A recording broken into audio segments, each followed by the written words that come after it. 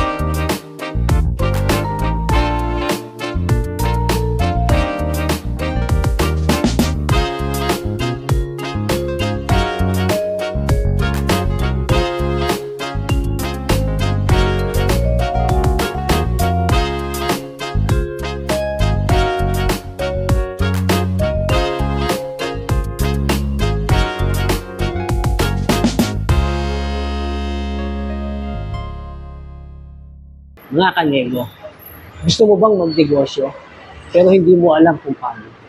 Kung gusto mong malaman, panoorin mo at tapusin mo ang video ko na to hanggang dulo. At huwag mong i-skip kahit pa may makita ka pang ads. Pero bago yan, gusto ko muna magpakilala sa iyo.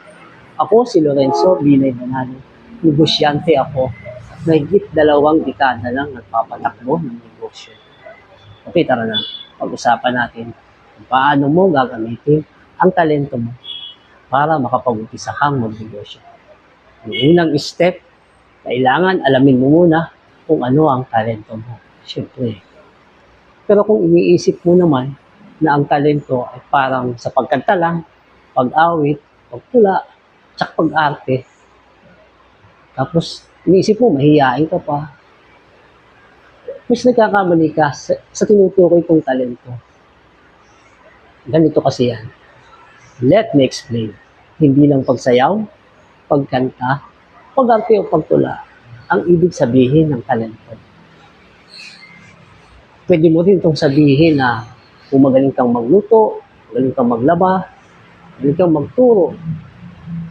Kagaya ng sabi nila sa akin, magaling daw akong maggupit, magaling daw akong magbarbero. Sabi nila yun. Sa makatwid, ito yung mga bagay na kaya mong gawin na effortless na sa'yo, na mahirap gawin ng iba. Yung ang dali mong gawin, pero hindi kayang gawin ng iba. Yun, talent mo na yun. Alamin mo kung ano yung kaya mong gawin, pero hindi lahat kayang gumawa nito. Yung likas na sa'yo, yung mas magaling ka kaysa sa iba. Pwedeng hindi mo rin ito masyadong gusto. O hindi ito yung passion mo.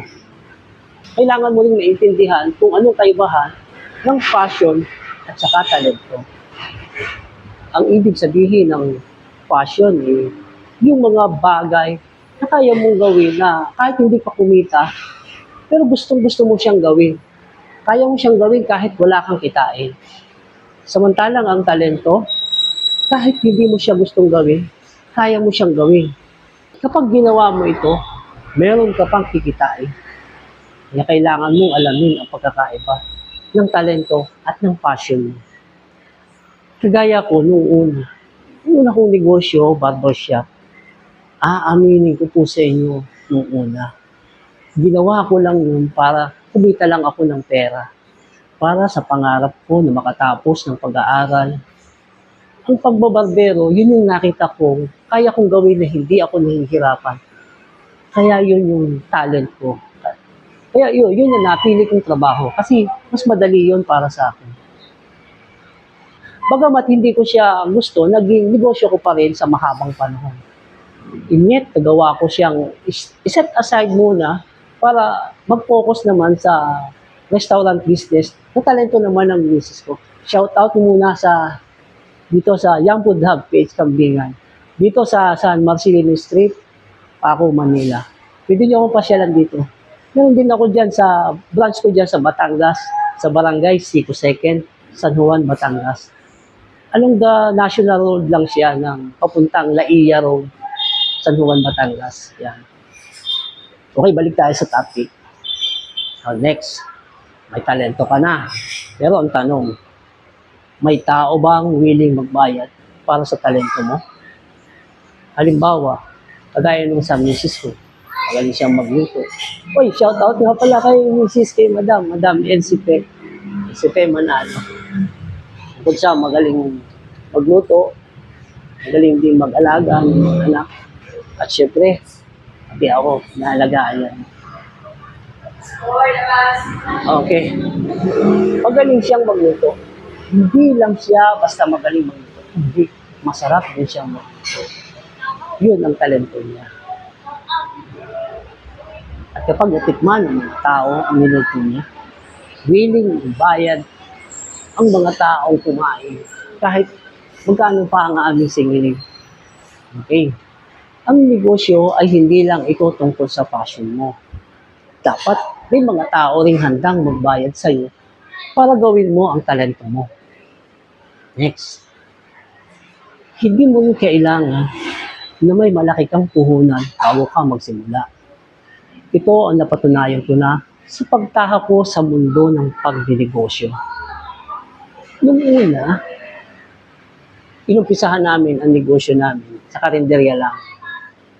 Sa Marilao, Bulacan, doon sa gusto kong ikwento sa inyo ang mga pinagdaanan namin sa aming maliit na karinderya doon sa may Marilao, Bulacan, doon sa may yung mga taga Bulacan, kung alam niyo yung Tabing Ilog Private Market, doon sa may paradahan dati ng monumento. Siguro year 2008 yun, gano'n. Yun, doon kami nag-start yung sobrang dami ng tao. At napakaliit lamang na aming pwesto. Siguro mga 9 square meter lang, gano'n. Parang sandi pa lang, tapos sandi pa. Basta maliit. Hindi ka na makagalaw kapag marami na kayo doon. Yung mga empleyado mo, tsaka yung pagkain. Halos. Pero halos 3,000 lang yung binitawang pera namin doon sa panahon. Kasi nga dati pa may mga gamit sa kusina, kagaya ng mga kaldero, mga lutuan, tapos mga kutsara, tinidor, mga plato. Yun, yung konti lang yung inilabas namin kapital. At ang isa pang maganda dito, ang bayaran ng pwesto dito is daily. So, araw-araw, kinukolekta nila yung renta. Ang daily namin na binabayaran dito is 150 pesos a day. Every 3 o'clock, in the afternoon, makukolekta yung kasera kung may mga benta na kami. So, doon na rin namin kukuhanin sa benta. Tapos, mas magaan siya bayaran. Mas magaan yun kaysa buwanan na kapag hindi mo siya nabayaran ng buwanan, mabigat. Siyempre, dahil naipon na, dahil isang biglaan na, mas magaan kapag araw-araw lang. Ang buwanan na lang namin na binabayaran, kuryente, tsaka tubig, tsaka yung mga pampasahod sa empleyado. 3 lang yung mga empleyado ko yun. Ang isa pang maganda dito, araw-araw wala akong binibitawang pera na galing sa aking sariling bulsa. Kasi kapag sa umaga, ang mga tao doon sa palengke, yung mga nagtitinda ng karne, nagtitinda ng gulay, ng isda, mga manok, tsaka yung, kahit yung sa grocery, yung mga pangtimpla namin sa ating mga lutuin, sa aming mga lutuin, sila yung bibigay sa amin, pinapautang nila, nililista lang nila, dadalhin nila sa aming store, and then kapag naluto na namin, titinda namin, tapos may benta na kami.